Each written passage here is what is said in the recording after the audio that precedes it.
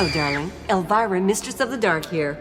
Now, believe it or not, there once was a time when the world had never heard the phrase sci-fi or read a copy of Famous Monsters of Filmland magazine.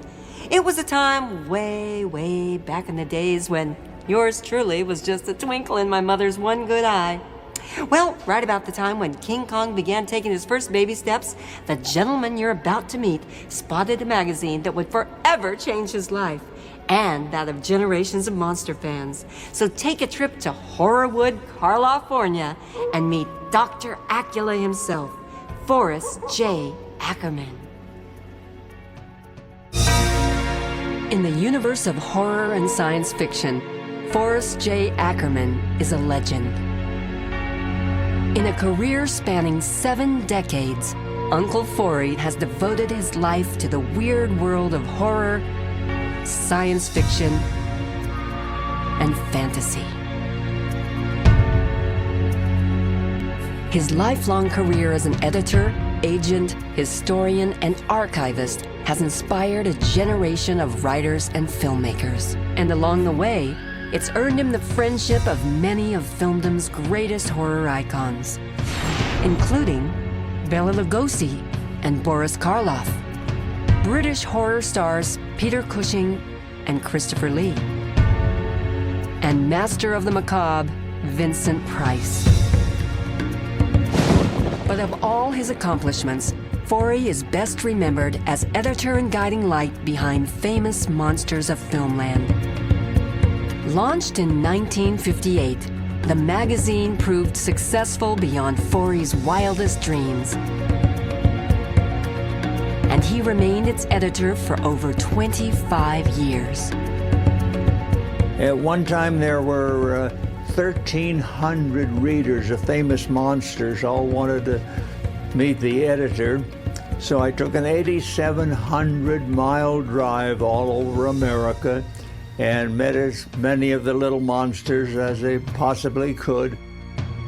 Forry's passion for motion picture memorabilia began in the 1930s. Well, in October 1926, little 9-year-old me was standing in front of a newsstand, and a magazine called Amazing Stories jumped off the newsstand, grabbed hold of me, and in those days, magazines spoke. And that one said, "Take me home, little boy, you will love me." And from that one magazine, Forry went on to collect an incredible 300,000 fantasy-related items, including paintings, props, rare books, and stills. Visitors to his home were always welcome. And Forry held weekly open houses for fans who traveled from all corners of the world to marvel at the man and his one-of-a-kind collection. over the last 50 years, 50,000 fans have visited me and signed into my guest book. I've had fans from Japan and China, sisters from Transylvania, and all around the world.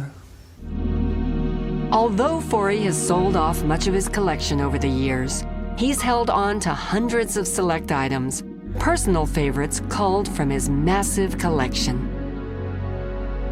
In the 1933 classic King Kong, animator Willis O'Brien brought life to many prehistoric beasts, including this brontosaurus.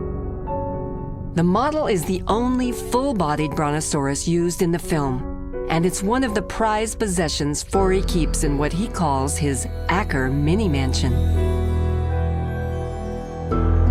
Complete with a complex articulated armature, this creature looks 50 feet tall in the film, but it's actually a mere 20 inches in height.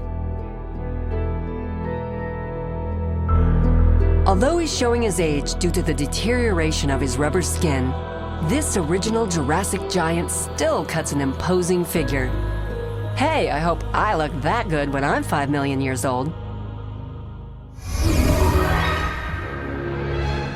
This detailed miniature of the Capitol Dome was attacked by ill-tempered aliens in the 1956 sci-fi classic Earth versus the Flying Saucers.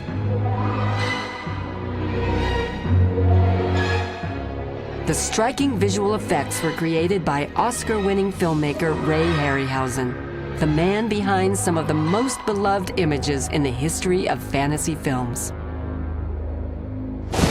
In 1927, director Fritz Lang gave the world Metropolis, a nightmarish vision of man's future. Metropolis. I've seen it 102 times, and I've seen the robot tricks burned up 102 times at the climax. The Acker Mini Mansion boasts an entire room devoted to this German classic, featuring posters, books, photos, and a replica of Maria, the film's stunning female robotrix. Just turn your head and you'll be awed by other treasures. In the early 1960s, issue 17 of Famous Monsters featured an article on a television production of The Picture of Dorian Gray. The clay and wax sculpture was created by the legendary makeup artist Dick Smith. And in 40 years, Dorian Gray hasn't changed a bit. He still looks as awful as ever.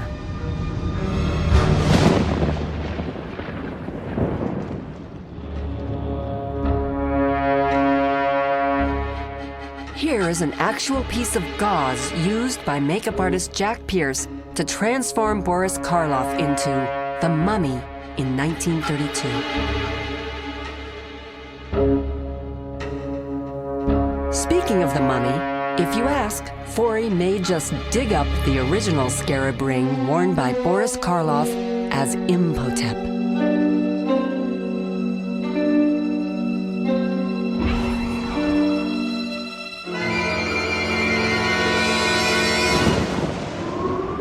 Another tidbite is the top hat and teeth worn by Lon Chaney Sr. in the lost 1927 chiller, London After Midnight.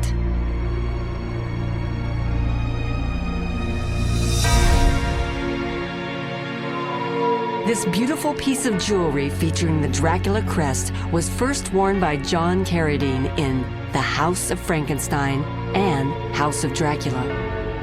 The ring made its last appearance on Bela Lugosi's hand when he donned Dracula's cape for 1948's Abbott and Costello Meet Frankenstein.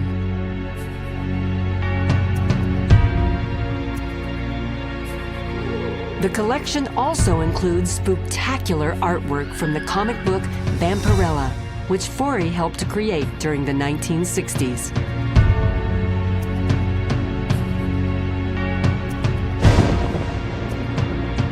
But undoubtedly the rarest vampire collectible is this first edition of Dracula printed in 1898 and signed by the author Bram Stoker, as well as Bela Lugosi, Christopher Lee, and Vincent Price. Forey's home is a one-of-a-kind museum, and like the fantasy world it celebrates, it's constantly changing. Treasures may leave as other treasures take their place. But one thing is dead certain. The greatest treasure in the collection will always be Forrest J. Ackerman, so long as he lurks behind these doors, waiting for you.